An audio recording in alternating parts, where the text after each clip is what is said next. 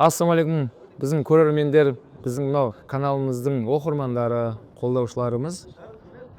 Мына біз бүгін қасиетті Мекке қаласында, мына мен Баукабай деген інім, өздеріңізге белгілі. Баука екеуміз мен Алланың қалауымен осы Мекке қаласында бүгін подкаст түсіруге әрдайым арнайы осы жерге келіп, сіздер үшін осы подкаст ұйымдастырып отырмыз. Берекелді, қайырлы түсірілім болсын. Және бізді көріп отырған әрқайсыларыңызға да Алла Тағала осы умра қажылыққа, үлкен қажылыққа келулеріңіз Алла нәсіп етсін, иншалла. Ассалаумағалейкум, біздің YouTube арнамыздағы тұрақты оқырмандарымыз, көрермендеріміз. Мына өздеріңіздің сұраныстарыңыз бойынша Жанұя кітабымыздың 3-ші басылымы шықты. Төмендегі сілтемеге өту арқылы менің көмекшілерімнен толық ақпарат алатын боласыздар. Осы кітапты қолдарыңызға тиіп, осы кітапты оқып, жанұямызға жылылық, берекет келуін Алла нәсіп етсін. Енді Баукабай, міне қош келдің бауырым. Міне Алланың шақыртуымен, Алланың қалауымен қасиетті Мекке қаласында жасаған умра қажылықтар, бәдәл құлшылықтар Алла қабыл етсін. Бұл Мекке қаласы, бұл Иса мұсылманның құбыласы. Біз елде жүрген кезде сол құбылаға жүзденіп, намазымызды оқимыз, құбылаға қарап отырып, дұға тілегімізді айтып, осындай құлшылық жасап келе жатырмыз. Алла қабыл етсін елдегі барша мұсылмандардікін. Алла Субхана Тағала енді бізді ұшақпен ұшырып, дәл Кағбаның алдына алып келді қазір. Сол Кағбаның алдына барған кезде әрдайым соны сезін Баука. Біл, бүткіл әлем сенің артыңда тұр. Бүткіл әлем сол Кағбаның 4 бұрышы болса, жан-жағынан сол жақ қарай жүзденіп, намаздарын оқып, құлшылықтарын жасап жатыр. Бірақ біз өте алыстамыз елде. Соның бәрін ауамен ұшып отырып, біл, Кағбаның алдында тұрған кезде, біл, әлем сенің артыңда тұр. Бұл Кағба Құранда айтылған аят. Алла Макка деп айтады, екінші бір аятта Бакка деп бұмен айтады. Бұл қала қастерлі сол Кағбамен. Мынау қала. Бір риуаятта 124 мың пайғамбар дейді. Екінші бір риуаятта 224 мың пайғамбар осы өмірге келіп, Алланың бірлігіне шақырып, Аллаға сиыр қоспауға, осы шариғатты айтып кеткен дейді. Енді олардың нақты санын Алла ғана біледі. Неше мыңдап пайғамбардан келген, біз бәріне иман келтіреміз. Құранда 25 пайғамбардың есімі аталды. Есім аталғаны бар, аталмағаны бар, бәріне иман келтіреміз. Осы Кағбаға бүткіл пайғамбарлардың көз жанары түскен. Сонда Кағбаға келіп, бұлай қараған кезде, соны сезініңіздер. Сіздің қарап тұрған көз жанарың шежіресі бұл пайғамбарларға барады. Яғни сен қарап тұрған нүктеге бүткіл пайғамбарлар қараған. Көрдің ба? Бұл Кағбаға пайғамбар саллаллаху хадисінде айтады, 120 Алланың рахматы түсіп тұр дейді. 120 мейірімі түсіп тұр дейді.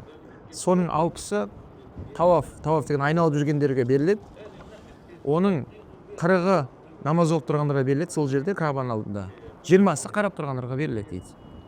Қара.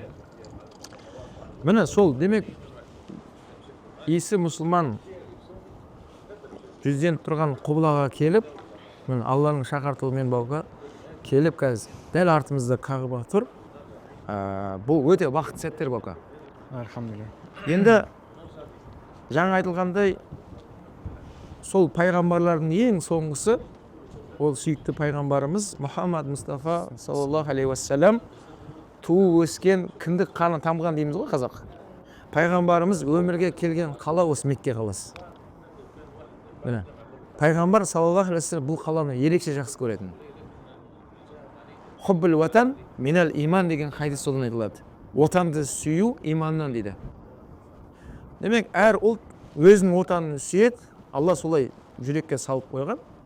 Пайғамбардың жақсы көргенін үмбет те жақсы көреміз. Пайғамбар бір нәрсені жаман көрсе, оны біз де жаман көреміз.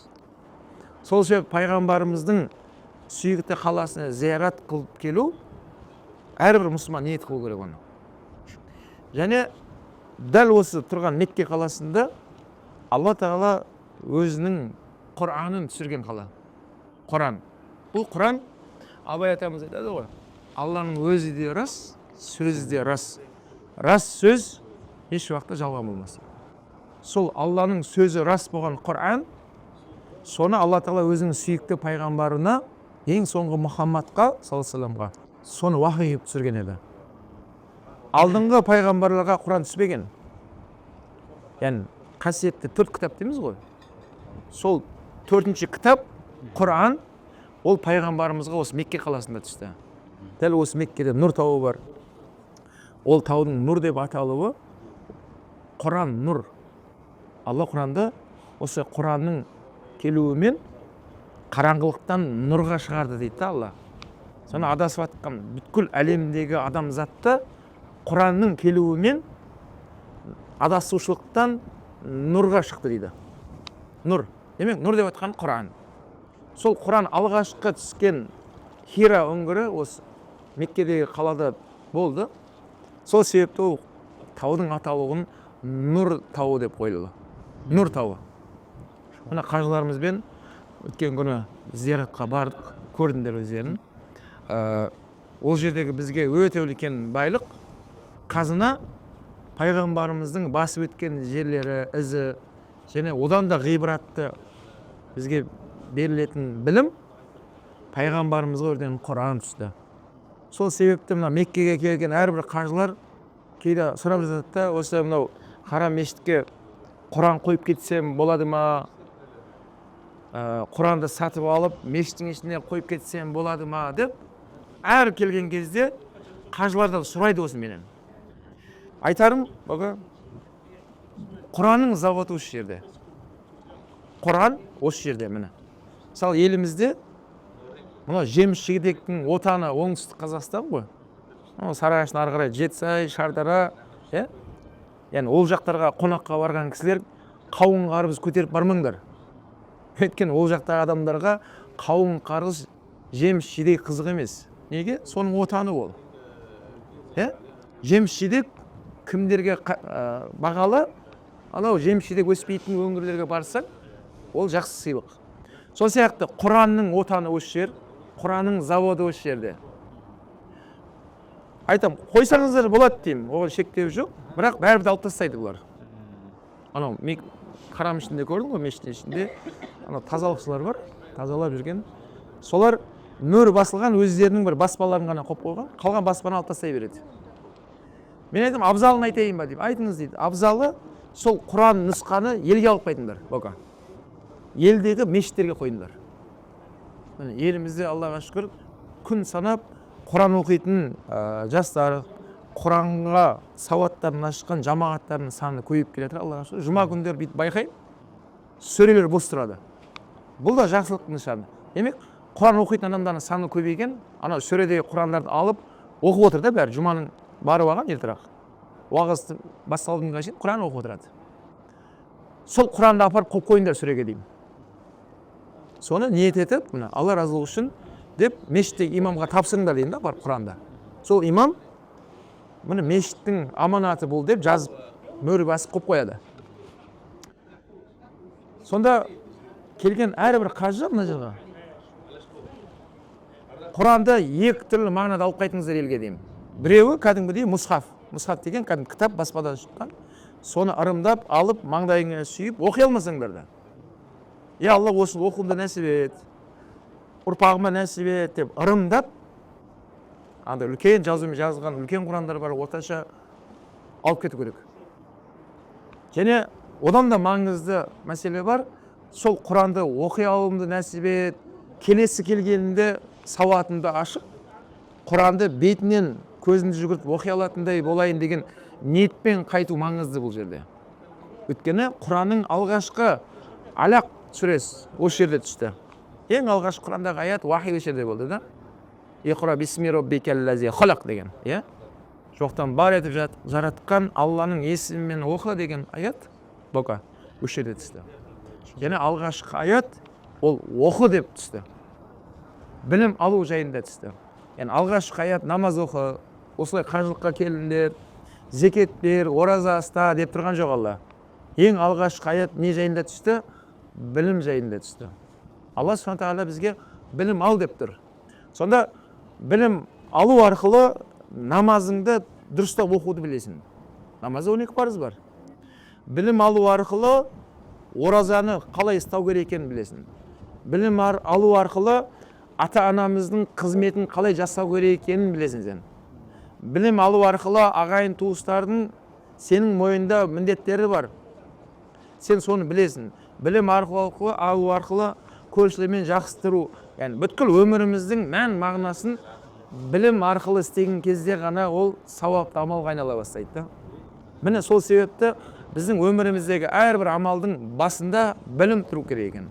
Ал сол білім аяты ең алғашқы аят болып, осы Мекке қаласында түсті. Сонда Меккеге келген әрбір қажылар жаңағыдай Құранды кітап күйінде алуымен бірге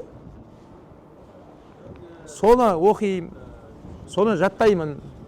Алла айтқан аяттарға үңіліп, не айтты деген мағынасын имам ұстаздардан сұрап, білім алып, соны жүрегіме қондырып, амал жасаймын деген ниетпен алып қайту керек елге Құранды. Сол кезде сол ниетіне жараса, Құдай қаласа, осы ниетіне қарай ол қайта-қайта Құдай шақырады иншалла. Алла нәсіп етіп келесі келген кезде қажылар Құран оқи алатын болып келеді иншалла. Неге? Ниет солай болды ғой. Енді ұстаз, қалалардың анасы Мекке қаласында әдемі подкастымызды өткізіп жатырмыз. Енді осы жерде сұрақ туындап тұрды. Адамзаттың асыл тәжі болған бізге үлгі тұтарлық адам Пайғамбар саллаллаху алейхи вассалам өзінің қай жасында отау құрып, және де кімге үйленген осы жайында бір әңгіме қозғасақ ұстаз. Енді өте орынды сұрақ қойып отырсыз маған. Өйткені ақиқатында жалпы біздің өмірімізде үлгі болатын бір адам бар. Оны Алла Құранда да өзі құдуатын хасана деген, сендерге үлгі болатын, өнеге бола алатын ол сүйікті пайғамбарымыз Мұхаммад Мұстафа саллаллаху алейхи вассаламды айтты. Енді пайғамбарымыздың туып өскен қаласына келіп тұрмыз. Енді Расулалланың отбасы құрғанында дәл осы қалада болды. Елде де отбасыға қатысты сұрақтар өте көп. Сол себепті жанұя кітабымыз біз сол себепті жағдаяттарға ескеріп, сол кітапты шығарған болатынбыз. Енді ақиқатында пайғамбар саллаллаху алейхи вассалам 25 жасында отбасын құрды. 25 жасында. Міне. Демек жігіттерге әрдайым айтып жүремін, сүннет бойынша сол 25-ке дейін отбасы құруға әрекет қылыңдар деймін да. Ең бітетін жері 25-пен аяқталайық дейік. Пик па? Иә. Ең соңғы. Мен өзімде енді сыртта оқуда болып жүріп, кейін 2 жылдан кейін каникулға келіп, сол 25 жасында пайғамбарымыз сүннетіне сай болсын деп, Алла нәсіп етіп, мен де 25-те отау құрғанмын. Неге? Өйткені пайғамбар саллаллаху өмірбаянында 25 жасында үйленген ол кісі, отбасы құрған. Бұл қалай болды бока? Мына жерде, дәл осы Мекке қаласында пайғамбар саллаллаху алейхи вассалам сол 25 жасына таяп тұрған кезде Хадижа есімді әйел кісі, мынау кәсіпкер дейміз ғой кәсілде. Біздің тілмен айтқан кәсіпкер. Бірақ әйел басымен мынау Шамға, сыртқа өзінің саудаларының басында жүрмейді ол кісі. Адамдардың ақысын төлеп, ер азаматтарды жалдайтын ол кісі. Сөйтіп, сол Шамға қарай керуендерін жіберуге адамдарды сұрастырып, кез келген заманда, кез келген салада адал адам іздейді ғой. Ешкім ақысын жемейтін, жанашырлықпен соны қарайтын. Сөйтіп өзінің Майсара деген көмекшісі болған. Сол Майсара деген көмекшісімен Хадижа есімді әйел кісі ақылдаса келе, Мұхаммад Амин деген сол сүйікті пайғамбарымыз саллаллаху алейхи вассалам жайында хабар келіп жатыр оған. Бірақ ол кезде ол әлі пайғамбар емес. Оның пайғамбар болатынын өзі де білмейді, ешкім білмейді әлем.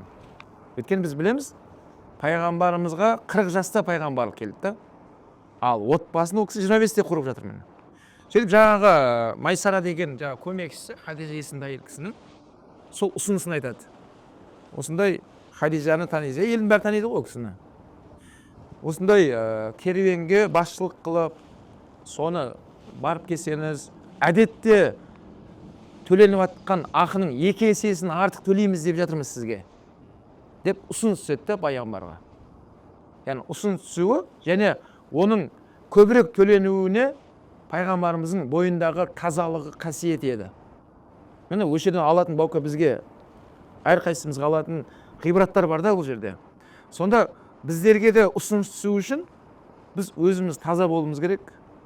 Жұмысыңа жауап бере алатындай маман болуың керексің. Сол кезде сен жұмыс іздеме, жұмыс сені іздейді осылай. Және артық көбірек төлейді саған. Сөйтіп пайғамбар саллаллаху алейхи вассалам көкесі Абу Толибпен ақылдасты, көкесімен. Көкесі жарайды деп, және Расулалланың ниеті солай еді, Абу Толибтің балалары көп болған. Сол бір пайдам тисін, кішкене бір бір жыртығын жамасын дейді ғой қазақ. Сондай мағынада пайғамбарымыз саллаллаху алейхи вассалам жаңа керуенді басқарып кетті Шамға қарай. Сөйтіп жаңағы бара салып пайғамбарымыздың жаңағы алып барған заттары арзымайтын уақыттың арасында сатылып кетті бәрі. Және пайғамбар саллаллаху алейхи вассалам түйелер бос қайтпасын деп, қараңыз, жанашырлықпен болып отыр да бұл жерде. Меккеге қажетті заттарды түйелерге тиеп, былайша айтқан кезде фуралар бос қайтпасын деп жатыр ғой. Меккеге де товармен келді. Негізінде бұның алдында жалданған адамдар олай жасамайтын. Олар бірақ жағына келісіп тұр ғой. Апардым, аман есен әйтеуір сатылды, өзінің үлесін алады да болды, кетіп қалатын. Бірақ пайғамбарымыз жанашырлықпен, ана кісіге жаңағыдай түйелер бос қайтпасын деп, сол сатылған ақшаларға қажетті заттарды ояқтан сатып алып, түйелер Меккеге қажетті заттарды алып келді. Мына жаққа да келген кезде бірден сатылып кетті бәрі. Сонда Хадижа анамыз соған дейін көрмеген пайдаларды көрген екен. Яғни сол бір сапарында, яғни әр сапарда пайдалар бар ғой, бірақ алдын көрмеген саудалар пайданы көрді дейді. Сөйтіп жаңағы Майсара деген көмекшісін қоса жіберген еді. Ол жігіттің міндеті пайғамбарымызды бақылау. Енді ана аманат қой. Қалай сатады, қаншалықты жауапкершілікте, соның бәрін бақылап, келіп, айтып тауыс алмай жатыр. Пайғамбарымыздың қандай адалдығын, тазалығын, адамдармен мәміле, не үшін адамдар оны бірден ала бастады, соның бәрін зерттеген ғой. Қазір тілмен айтқан кезде маркетолог қой анау. Сөйтіп, соның бәрін зерттеп, анализ жасап, айтып беріп жатыр Хадижаға. Мынандай екен, мына жерде мынаны біз айтып жүргенде асырып тастады ана жігіт. Бұлай жасады, бұлай сатты, адамдар тарта білді өзіне, келген клиенттерге мәмілесі күшті болды. Бәрін былай айтқанда егжей-тегжейлі пайғамбарымыздың соны айтқан кезде, жаңа Хадижа есімді әйел кісі ғашық болып қалды. Ғашық болып қалды. Және бұл жерде және алатын бір пайда болды. Мен әйел басымен көлбеңдеп, ел асып, саудаға кетіп қалған жоқ ана кісі. Бізде жахилет заманы ғой. Міне бұл жерде әйел кісілерді дінімізде көрдіңіз ба? Дінімізде сондай сауда саттық, кәсіппен айналысуға шектемейді. Бірақ Хадижа анамыз секілді үйінде отырып, адамдарға ақысын төлеп, істейді бер. Сен үйіңде қазан ошақтың басында, бала шағаның жанында күйеуіңнің жағдайын жасап, міндетіңді атқара бер. Бірақ сенің мияқта нелерің жүріп жатыр? Жұмыстарың, кәсіптеріңді біреулер жүргізіп жатыр. Олар саған пайда әкеп береді ертең. Хадижа анамыз мен әйелдер қауымына да керемет бір кәсіпті қалай жасау керек екенін үлгісін көріп тұрмыз да бұл жерде.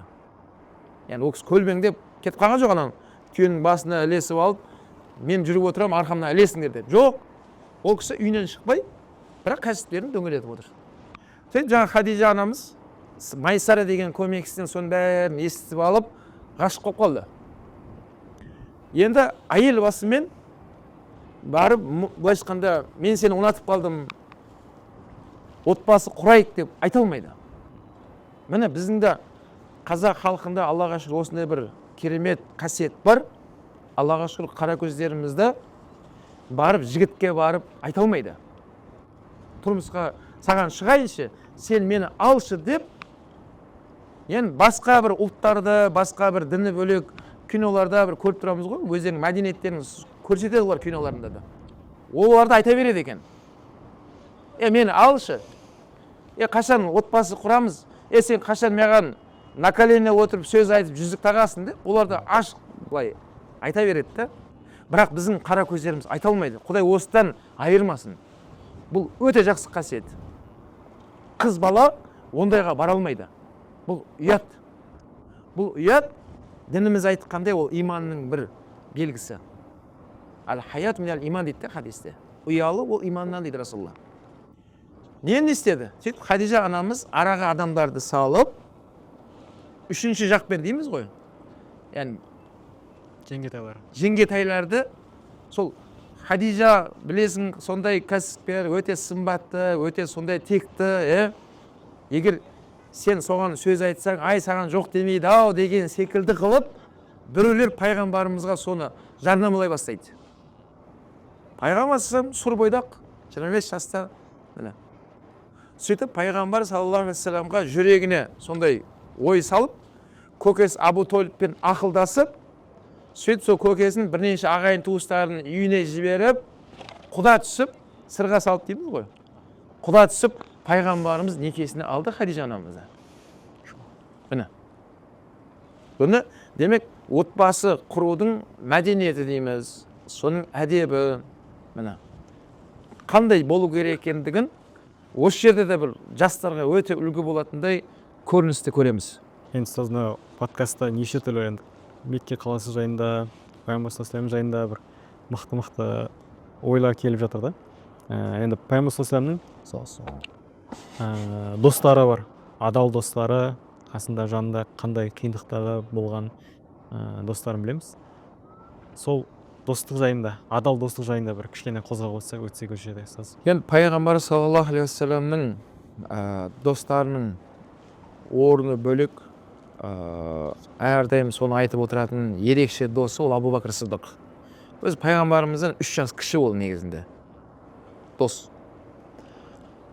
Енді мынау әрине пайғамбарымыздың исламға дейін, дін ислам кіргенге шейін Мекке қаласында елдің бәрімен пайғамбарымыз жақсы болды. Елдің бәрі пайғамбарымызды әминді қосып айтатын. Яғни есімі Мұхаммад саллаллаху алейхи вассалам. Бірақ әминді қосып айтатында Мұхаммад әмин дейтін. Сенімді Мұхаммад. Сондай елдің бәрімен пайғамбарымызды жақсы көріп, пайғамбар былайша айтқанда елдің бәрімен дос болды.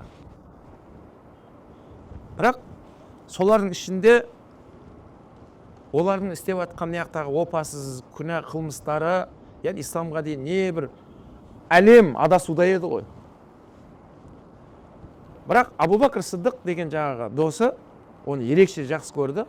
Өйткені ол кісі исламға дейінді елдің істеп жатқан күнәсін істемеген ол кісі.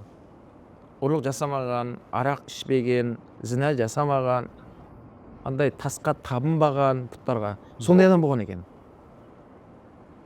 Кейін исламға кірген кезде де Абу Бакрден соны сұраған, кейін елдің бәрін көзі ашылды ғой. Түсінді олар қандай адасып жүргендерін баяғы замандарында. Кейін оларға қызық болып Абу Бакрден сұрай бастады. Абу Бакр, біз сізді баяғыдан білеміз ғой. Біз енді көзіміз ашылып түсініп жатырмыз. Пұтқа табынуға болмайтындығын, арақ ішсе күнә екендігіміз енді түсіндік. Бірақ сіз исламға дейін де соны жасамадыңыз ғой. Неге деп сұраған кезде Абу Бакр айтқан радиаллаху анху, өткен арақ ішкен адамдарды мен көрдім деген да. Арақ ішіп алып, әйелін ұрып жатыр, арақ ішіп алып, қылмыс жасап жатыр. Арақ ішкен адам өте көп әдепсіздік қылғанын көрдім. Мен арақ ішіп алып, ақылымда ішкім келмейді деп айтқан да. Яғни өзімнің осындай таза, пәк көрінісімді бұлғағым келмеді. Сол үшін ішпедім деп айтқан ол кісі. Яғни әр күнәні осылай ақылды түрде шеттеп жүргенін айтқан да. Яғни пайғамбарымыз да сондай болған. Абу Бакр да сондай. Осы тазалық бұларды дос болып екеуі жеке көп сырласып жүретін болған. Сөйтіп пайғамбар саллаллаху алейхи вассалам 40 жасында, білесіздер, осы Мекке қаласында алғашқы Құран аяттары түсті ғой. Сөйтіп пайғамбар екендігін, міне аят түсті Расулаллаға. Сөйтіп пайғамбар саллаллаху алейхи вассалам ағайын туыстарына дінді айтты. Кейін одан кейін сырттағы мына меккеліктерге жеткіз деген аяттар түскеннен кейін пайғамбарымыз ашықтан ашық меккеліктердің ішінде ең бірінші Абу Бакр досын айтты. Абу Бакрге. Абу Бакр, мен пайғамбар болып келдім, сен маған иман келтір, мені қолда деп пайғамбар оған насихат айтты. Сөз Абу Бакр Сыдық, ол да өте жаңағындай зерек дейміз ғой, өте ақылды, өзінің пікірі бар, өзінің айтары бар адам да ол. Яғни біреу бірден айтып, ол еріп кете бермейді. Бірақ пайғамбарымыздың тазалық, адалдығын ол да біледі ғой, бала кезінен екеуі бірге өсіп келе жатыр ғой. Сөйтіп айтты Абу Бакр, егер пайғамбар болсаңыз, пайғамбарларда мұғжиза болады деген да. Мұғжиза деген әдетте адамдар істей алмайтын, қолынан келмейтін көріністер жасайды. Ол Алла тарапынан берілген сондай бір көріністер. Соны сұрады. Егер пайғамбар болсаңыз, мұғжиза көрсет деді. Сөзі пайғамбар салсам Абу Бакрге дәл сол күні түнде ұйықтаған түсін айтып берді. Сен бүгін ұйықтағанда түсіңде мынандай түс көрдің ғой деп пайғамбар салсам түсін айтып берді. Абу Бакр бірден сөзге келместен ашхаду ла илаха иллалла ва аннака расулла деп иманға келіп калима шахад айтты. Ақиқатында мен сол түсті көрген едім деді. Соны пайғамбар саллаллаху алейхи вассалам өмірінің соңына дейін Абу Бакрды ерекше айтып жүрді. Мен адамдарды Алланың бірлігіне шақырып, осы ақиқат дінді айтқан кезде адамдар ойланып көрейін, ертең айтам, ойланайын, толғанайын деп кетіп қалатын дейді. Илля Абу Бакр деп айтқан. Абу Бакр ғана менімен бір кездескен кезде ақиқатты мойындап, дінді қабылдаған Абу Бакр деп айтқан сөзін пайғамбар салсам өмірінің соңына дейін соны мақтап қайталап жүретін. Және бір сөзінде айтатын пайғамбар салам, бүткіл үмбетімнің мына иман тақуалығын бәрін таразының бір жағына қойсаңдар, екінші жағына Абу Бакрдың имандылық тақуалығын қойсаңдар, Абу Бакрдікі басып кетеді деп айтқан Расулла. Сол себепті ол кісінің лақап аты Сыддық еді. Шыншыл. Міне сол пайғамбар саллаллаху сол достық деңгейі қандай болатындығын, соның мәдениетін, көрінісін пайғамбар көрсете алды. Қандай жағдай болып тұрса да, біліп тұрса да, досымен сырласатын Расулла. Досына айтып отыратын. Бірде пайғамбар саллаллаху Абу Бакр Сыдық еке осылай сөйлесіп отырады Меккеде. Мекке құрайыштары келіп Абу Бакрға келіп пайғамбарымызды жамандай бастайды. Бірақ дәл жанында Расулла осылай отырды. Алла Тағаланың қалауымен олардың көзін көрмейтін қылып қойды Алла. Яғни пайғамбар жанында отырғанын көріп тұрған жоқ олар. Олар Абу Бакрды ғана көріп тұр, жалғыз отырған секілді олар үшін. Абу Бакр, ана досыңа айт, 360 құдайымызды бір деп айтып жатыр екен, Алла жалғыз деп айтып жатыр екен деп пайғамбарымызға былапыт сөздер айтып жатыр да. Сөз Абу Бакр Сыдық үндемей, олармен салғыласпай, оларға қандай әдепсіз сөз айтса да сондай жауап бермей, Абу Бакр тыңдап отыра береді. Жанында Расулла да тыңдап отыра береді. Сөйтіп Абу Бакр Сыдық пайғамбарымызға дінге тілі тие бастаған екен, Абу Бакр Сыдық та қорғай бастайды. Олардың айтқан әдепсіз сөздерін өздерінің қайтара бастайды. Деп. Сөзде пайғамбар орнынан тұрып кетіп қалды. Кейін пайғамбар орнынан тұрып кеткеннен кейін Абу Бакр бір нәрсені сезді. Бірдеңені дұрыс айтпай қойдым ба деген сияқты. Ол да сөзін доғартты, ол да тұрып кетті. Сөйтіп пайғамбарымыздың артынан қуып жетіп, я Расулла, неге тұрып кетіп қалдыңыз деді. Сөз Абу Бакр деді. Сен жаңа үндемей отқан кезде олардың былапыт сөздеріне періштелер жауап беріп атқан еді негізінде деді. Сен де олардың әдепсіз сөздерін өздеріне қайтара бастаған кезіңде періштелер кетіп қалды деді. Періштелер ондай жерде отырмайды деді. Ол жерге Ібліс келді деді. Ібліс отырған жерге мен отырмаймын деді. Мен де кетіп қалдым деді. Көрдіңіз ба? Сонда міне пайғамбар саллаллаху алейхи Абу Бакр Сыддық сол досы түсінді, демек мынау былапыт сөздерге жауап берумен бұл мәселе шешілмейтіндігін түсінген да ол кісі. Қазақ атам бәрі сол діннен алған ғой, таспен ұрғанды аспен ұр дейді. Міне сол Абу Бакр деген досын мынау меккеліктер 13 жыл бойы пайғамбарымыз дінді насихаттады. Бірақ дінді қабылдаған сахабаларды бұлар күннен күнге зиянын тигізіп, намаз оқығандар үшін, Алла бір деп айтқан үшін олар өздерінің мынау тістерін тырнақтарын батыра берді, күнделік күшейтіп жіберді. Сөйтіп Алланың аяты түсіп, Алланың жері кең емес па деген мағынадағы аят түсті. Яғни бұдан басқа жерлерде бар ғой деген. Алланың қалауымен Мәдинаға көшті бұлар. Сонда пайғамбарымыз саллаллаху алейхи вассаламнан Абу Бәкірден сұраған еді: "Я Расулалла, маған рұқсат етіңіз, мен де көшейін ел қатарлы." Абу Бәкір қоя тұр. Досым қоя тұр деп рұқсат бермеді. Бірақ Абу Бәкір білмейді пайғамбарымыздың көшетіндігін, білмейді ол өзі.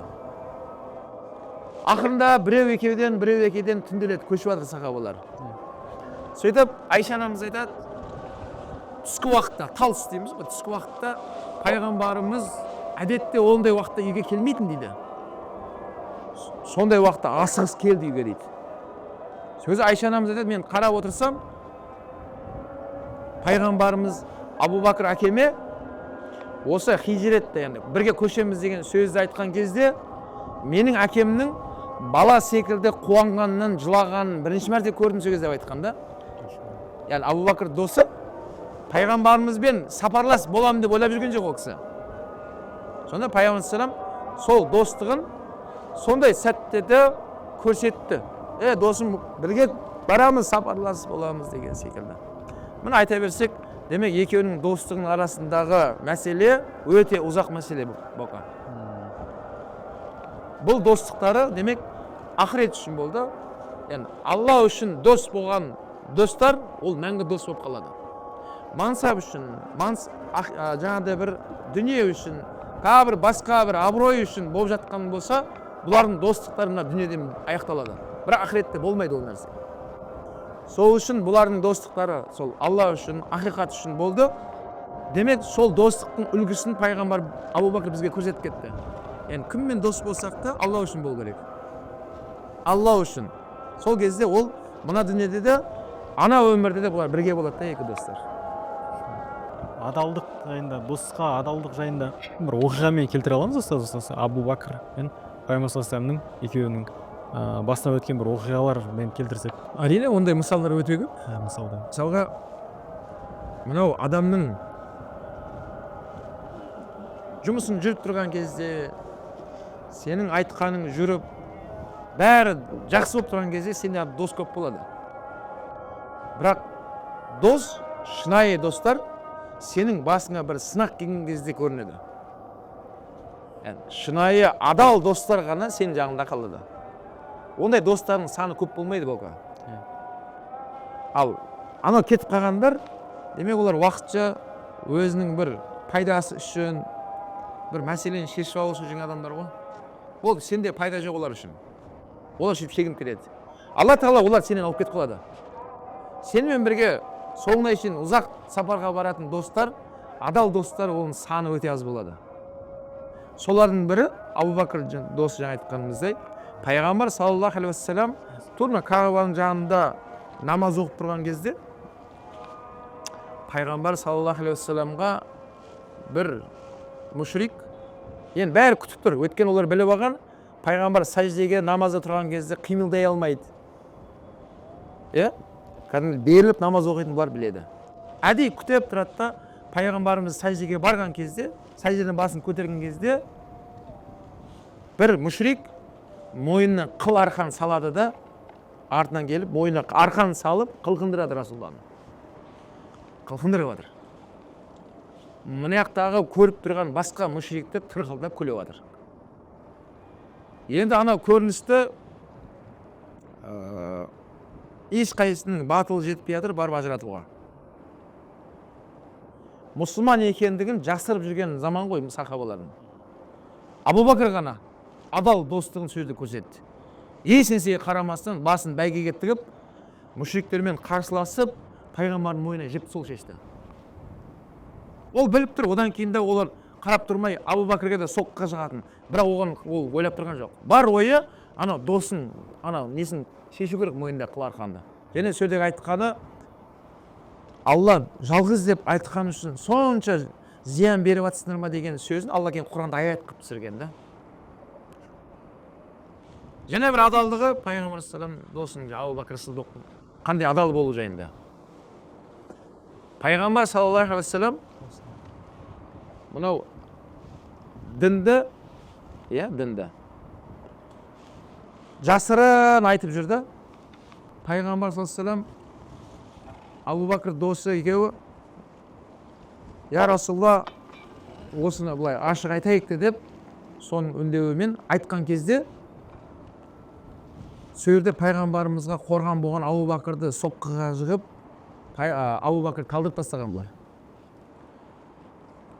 Сөйтіп Абу Бәкір ес-түссіз, сонымен туыстары өте көп болған Абу Бәкірдің, солар ажыратып алып, үйіне апарып, Абу Бәкір есін жиған кезде бірден айтқаны пайғамбардың жағдайы қалай деп айтқан. Өзін ойлап тұрған жоқ. Сол кезде Абу Бәкірдің әйелі, анасы, ей балам, қоя тұр пайғамбарды. Өзің жағдайың қалай деп, анау тілге келгенде соны сұрап жатады да. Сол кезде су іш, балам әлденіп ал десе, Абу Бәкір Сыдықтың айтқаны, мен пайғамбарды өз көзіммен барып көрмейінше су, тамақ ішпеймін, мен апарыңыздар деп, сол адалдығын бір керемет көрініс көремін сол жерде. Сөйтіп жаңағы туыстары Абу Бәкірді мына иығына құшақтап алып, сүйретіп, пайғамбар үйіне барады. Пайғамбарымыз үйіне барып, Расулаллахның аман есенін көргеннен кейін барып, Абу Бәкір, Аллаға шүкір, бәрі жақсы екен ғой деп өзіне келген да ол кісі. Сонда осындай мысалдар өте көп.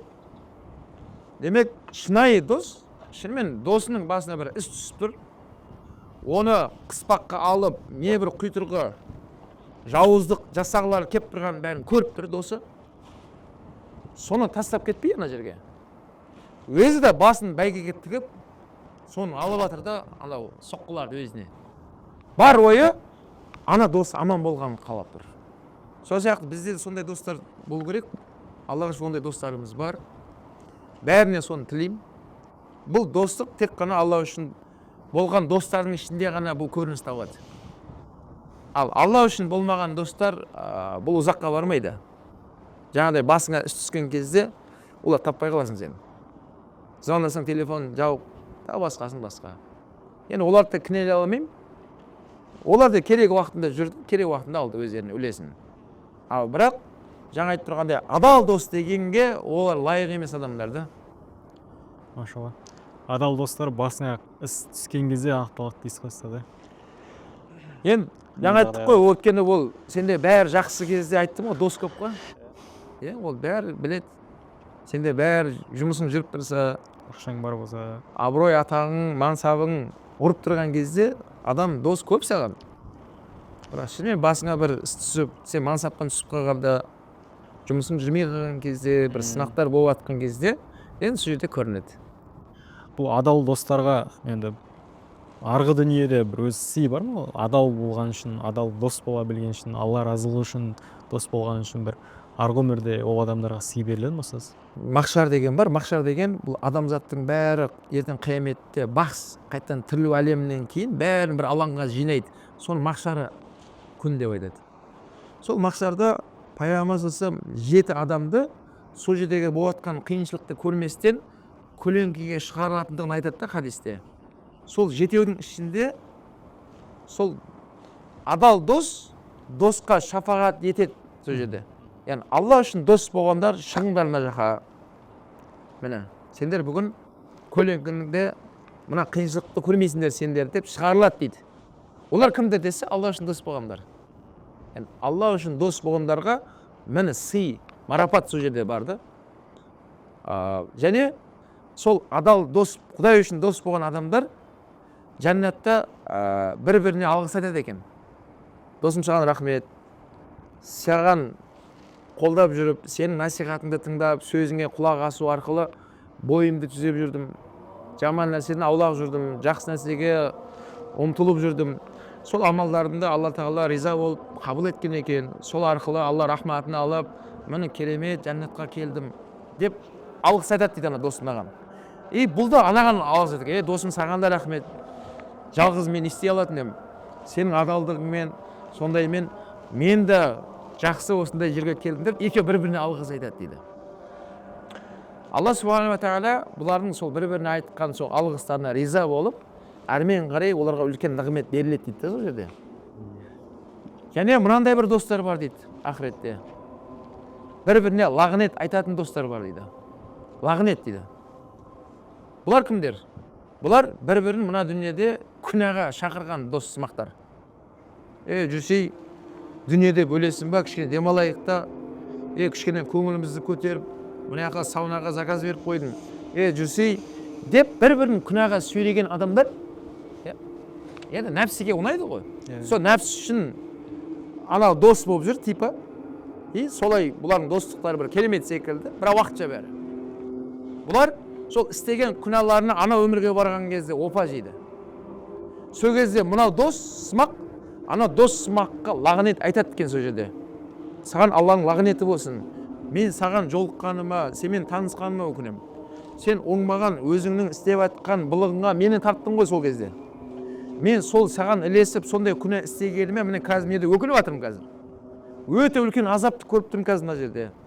Деп оңбағансың сен деп лағынет етеді екен да мынаған. Бұл да анаған лағынет етеді екен, анаған. Сен де мені сол жерде, сен де қолдадың ғой. Сен сол жерде маған тоқтау айтқаныңда мүмкін мен тоқтайтын бедім. Оңбаған сен де деп екеуі бір-біріне лағынет етеді дейді. Сол кезде бұлардың сондай көрінісіне Алла тағала ашуы қаһары түсіп, бұлар тозаққа лақтырыңдар деп айтады дейді, Алла сақтасын. Сонда бұлардың дос сымақ болып жүрді екеуі. Бірақ бұлардың дос сымақтары күнәға жинағанда екеуі бір-бірін. Нәпсі талайтын, сондай бір амалдардың үстінде бұлар бір-бірін жақсы көріп сыйлаған болып жүрді ғой, типа. Дос сымақ деп атқаным сол. Бірақ бұның соңы тозақпен, азаппен аяқталатын бұндай дос деп айтылмайды шариғатта.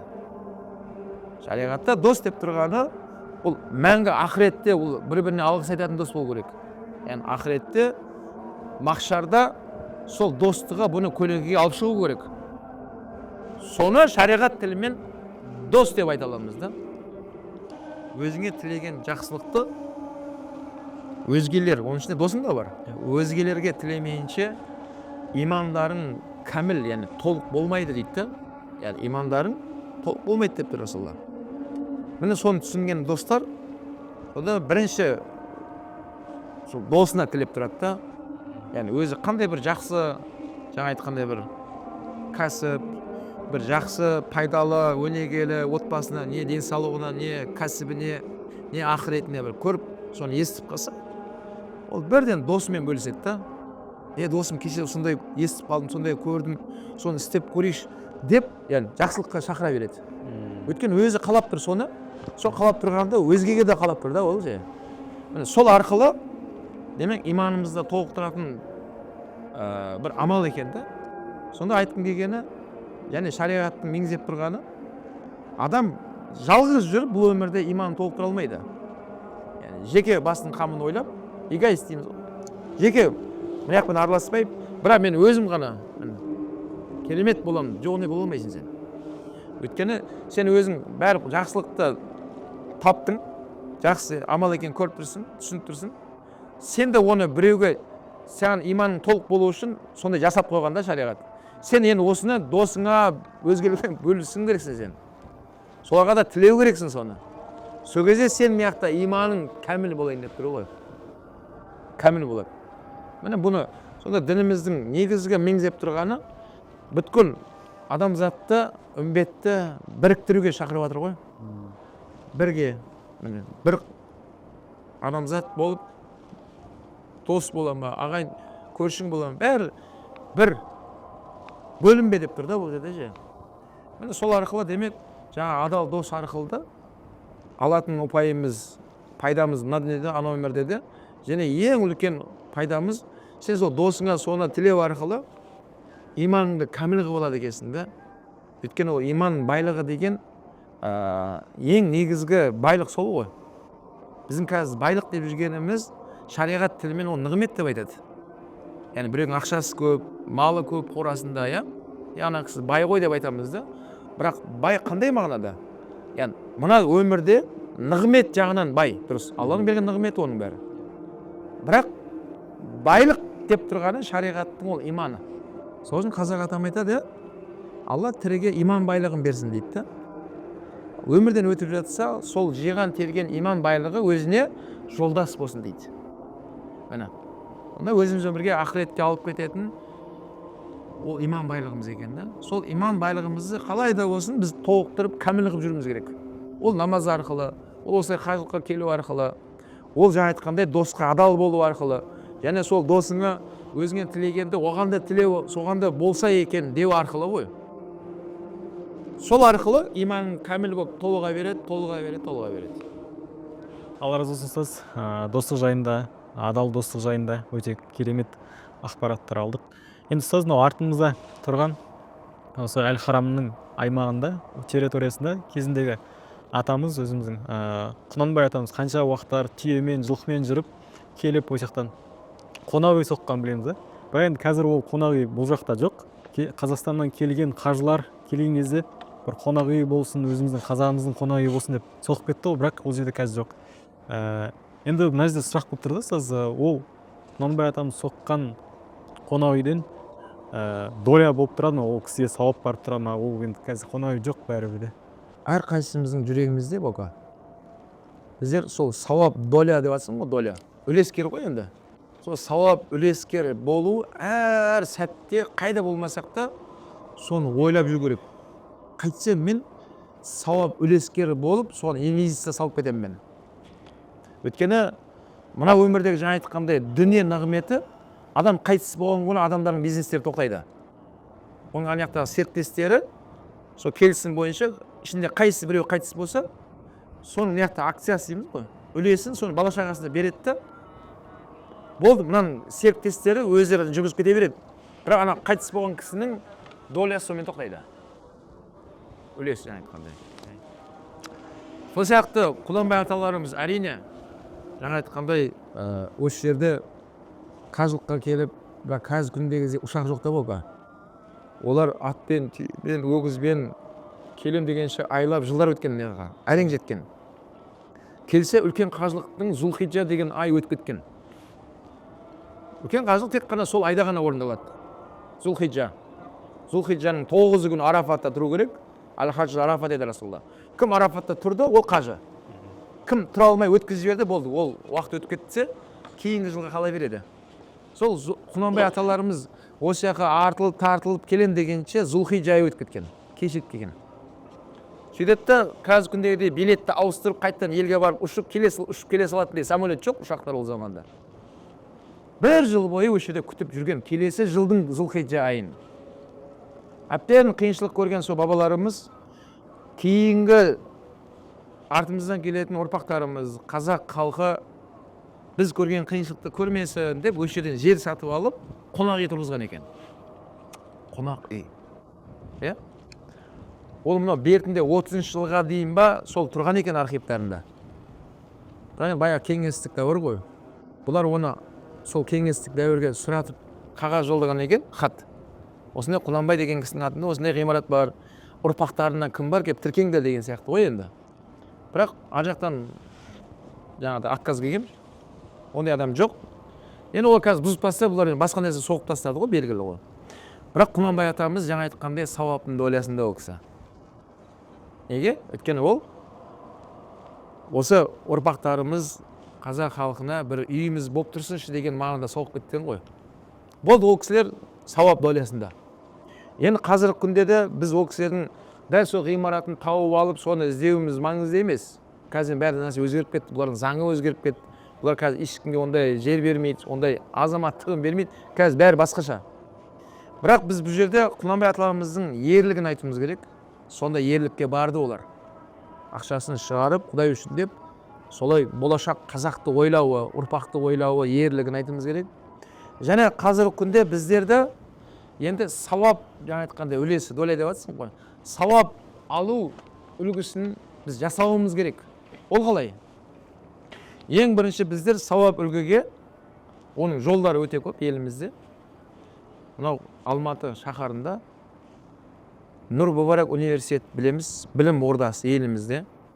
Аллаға шүкір, ол жерде мыңдаған шәкірттерді білім алып жатыр. Бірақ жыл өткен сайын Аллаға шүкір, сондай ата-аналарға мың алғыс балаларын білімге берді. Құнанбай баласын Ибрахимді медресеге берген секілді, балаларын білім алсын деп Нұр Мүбаракқа берді. Ұл балалар, қыз балалар жағында. Бірақ Аллаға шүкір, жылдан өткен сайын саны көбейіп ана ғимаратқа сыймай жатыр. Сол себепті сол жердегі ұстаздардың ұйғарымымен 9 қабатты құрылыс басталды да. Қазір құрылыс жүріп жатыр, Аллаға шүкір. Бұл енді ол оқу орталықтары бока. Ол әр жылы немесе 10 жылда бір салына беретін ғимарат емес. Ол бір ғасырда, бірнеше ғасырда бір салынатын ғимараттар ғой. Міне қазір нағыз науқан жүріп жатыр да бока. Yani сауап долясы жүріп жатыр елімізде. Ананың бір кірпішін қалап кетсе де, бір қап цементін алып беруге ақшасын аударса да, қазір соған үлескер болу керек та қазір елімізде. Ертең Алла қаласа ол, Құдай қаласа ол ғимарат бітеді. Ол жерде ертең мыңдаған шәкірттер шығарады. Сол мыңдаған шыққан шәкірттер Қазақстан түкпір-түкпірінде білімге қызмет етеді. Сол мыңдаған шәкірттердің насихатымен ертең қажылыққа махаббаттар оянып келе бастайды мына жерлерге. Соның басында доляда ғой ана кісілер. Қажылыққа бара ма, ертең мешіт соға ма, тағы бір ізгі амалдар жасаса, біреу мектеп соғады, біреу көпір соғады. Бірақ сол шәкірттердің басында ұстаздар тұр, ұстаздардың басында ғимарат тұр, ғимараттың басында жаңағы долядан соны салып берген құрылысқа үлес қосқан халық, ел бар да. Міне. Сол үшін бока бұл нәрсені біз асын сызып тұрып айтымыз керек. Бұл ел игілігіне берілетін орталық, білім орталығы. Міне Құнанбай аталарымыз өзінің заманында сондай құрылыс салып кетті. Енді қазір біздің заманымызда Меккеге келіп құрылыс жүргізбей ақ қой, бұлар онсыз да жүргізіп жатыр. Алла Сүбхана тағала елімізде сол қажылықты насихаттайтын, намазды насихаттайтын, Алланың Құранын насихаттайтын мамандарды дайындайтын орталықтың құрылысы салуды Алла нәсіп етті де елде. Ол жүріп жатыр қарқынды. Қарқынды жүріп жатыр. Енді не істеу керек оған? Үлескер болып, соған қалай да болсын біз ақшамызды салуымыз керек. 100 теңгең бола ма, 1000 теңгең бола ма, отбасың атынан қандай ниет етіп салып атсың, біл сен сол Нұр-Варақтың долясындасың ғой. Ол Нұр-Варақ құрылысы аяқталып, болашақта не деген ұлағатты ұстаздарды, қарияларды шығарады. Әрмен қарай олар ертең адамзатқа қызмет қылады, білімге қызмет, осылай кете береді ғой. Ертелі кеш баука Құнанбай атамыз секілді бәріміз өмірден өтеміз. Сонда барзақ әлемінде жатқан кезде Пайғамбар айтады, амал дәптерлері жабылады дейді. Адам қайтыс болған кезде амалдар жабылады. 3 адамның амал дәптері ашық тұрады дегенде, соның біріншісі міне садақатын жария. Садақа жария міне Нұр-Варақ еліміздегі салынып жатқан. Ертең барзақ әлемінде қабірде жатса да адам, сол Нұр-Варақтан доля келіп тұрады ғой саған. Доля келіп тұрады. 1000 теңге берсе де. Екіншісі салиқалы ұрпақ. Салиқалы ұрпақ Нұр-Варақта білім алу керек ол. Ол Құран үйрену керек ол.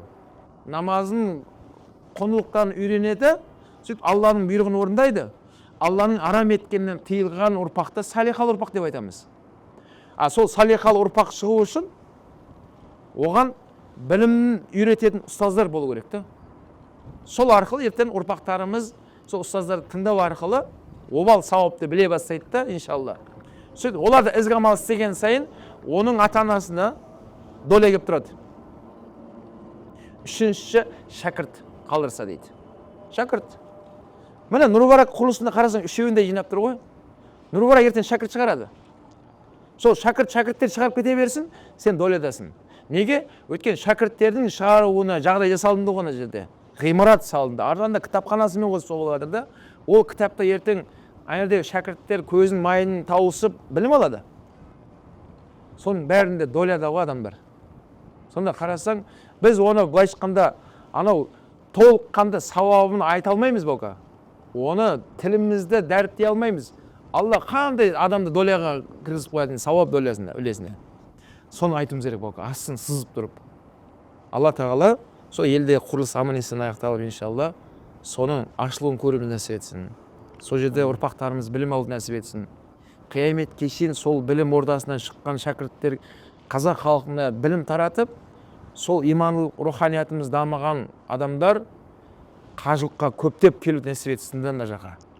Өйткені Кағбаға келген адамдар елге ол міндетті түрде жақсы жағынан руханияттары дамыған, Құдайдан қорқатын адамдар қайтады елге. Нәпсісін тежеп, имандылығын күшейтіп қайтады да елге қайтқан адамдар. Сонда елдегі кез келген салада жүрген адамдарды мен маман ретінде айтқым келеді, қажылыққа келгендерін қалаймын осы жерге. Бүткіл салада жүргенде. Ол дәрігер бола ма, ол мұғалім бола ма, ол саясаткер бола ма, ол тарихшы бола ма, кім болса да мына жаққа келгенін қалаймын. Неге? Өйткені Құран осы жерде, Кааба осы жерден шықты, міне. Осы жерге келген кезде Каабаның жанында бұл тылсым күш бар да ана жерде. Жүрек ашылады. Жүрек ашылу арқылы мына өмірдегі миссиямыз, мағына, не үшін келдік, қайдан келдік, ертең қайда баратынымызды түсініп қайтады адам елге. Сөйтіп елге барған кезде тіпті бір мекеменің ана қарауыл дейміз ғой, охранник. Охранник болсаң сен Құдайдан қорған охранник болып қайтасың елге. Яғни адал еңбек ететін, біреудің ақысын жемейтін, деген секілді. Сонда ол адалдығымыз бәрі өзіміз пайдасын көресің. Ол берекелі табыс болады, отбасың тыныш болады, ақыретін сауап мол болады да. Сонда әртүрлі салада жұмыс істемейік, сол саланың бәрін адал істеуіміз керек қой негізінде. Ал адалдық қайдан келеді? Ол имандылықтан келеді. Ал имандылығымызды күшейтетін бірде-бір құбыла ол осы жер. Осы жерге келу үшін демек насихат тыңдауымыз керек елде. Насихатты кімдер айтады? Оны Нұр-Мүбарактан шыққан шәкірттер айтады. Ал ол шәкірттердің жағдайын жасау үшін құрылыс аяқтауымыз керек та. Бәрі бір-біріне қатысты дүние. Сонда бәрі жаңа айтылып жатқан құндылықтың бәрінде бөле адамыз ғой иншалла. Машалла. Алла разы болсын ұстаз. Енді бір подкастымызды қорытындылап жесек, өте әсері өте күшті подкаст болды деген ойдамын. Аллаға шүкір. Осы біздің подкастымызды көріп отырған көрермендерге, осы соңына дейін осы жерге дейін көріп отырған көрермендерге біз сыйлық берсек, мен ойлап отырмын да, сіз осы Мекке қаласында енді көп адамдар біледі. Жайнамаздың именной жайнамаз бар. Бір 5 адамға өте керемет осы подкасттан ой тиген өзінің пікірлерін жазса, солардың арасындағы ең жақсы бір пікірге, 5 пікірге именной жайнамаз берсек ұстаз. Жақсы. Міне Балка бауырымыз ниет етіп атты, міне құрметті көрермендер. Бұндай келісім арамызды айтылған емес алдын. Міне Алла жүрегіне салып, Балка бауырым 5 жайнамазды міне сіздерге атап отыр. Яғни именно деген біліп отырмыз, жастар. Яғни есіміңізді жазылады деген сөз ғой. Солай ма Балка? Есім жазылған. Яғни оны кім жазады есімін? Осы Мекке қаласында жайнамаздар сатылады. Сол жақта өзі мамандар бар, жазып береді есімін. Есімдерін жазып береді. Есімдерін жазып береді. Демек, міне өз айтқанындай, сол есімдерің жазылып, сол жайнамазда намаз оқуды нәсіп етсін. Бірақ шарты жаңадай ғой, осы подкасттың астына, осы подкасттан түйген бір ойларын жазып кетсе, солардың арасында бір керемет, жақсы пікірге. Ой болғанда жаңадай ғибрат, алған пайдасы, міне мынандай мен осы жерден өзіме ғибрат алдым, мынандай нәрсені мен қатты ескеру екенін біліп жүрдім, білдім деген сияқты осылай ойын жазып кетуі ма? Жақсы. Ал құрметті көрермендер, Алла Тағала баршамызға осыны пайдалы білім алған болып нәсіп етсін. Соны жүрегімізге түйіп, өмірімізде қолдануымыз нәсіп етсін. Міне Балка екеуміз отырғандай, сіздерге де дәл осы қасиетті Меккеге келіп, жаңа айтқан Каабаның жанында тауафта жүрулеріңізді, және пайғамбарымыздың Мәдина қаласында пайғамбарымызға зияратқа келулеріңіз баршаңыз нәсіп етсін. Біз Алла қаласа біз ертең Меккеден Мәдинаға пайғамбарымызға зияратқа барамыз. Ел тыныш, жұрт аман болсын.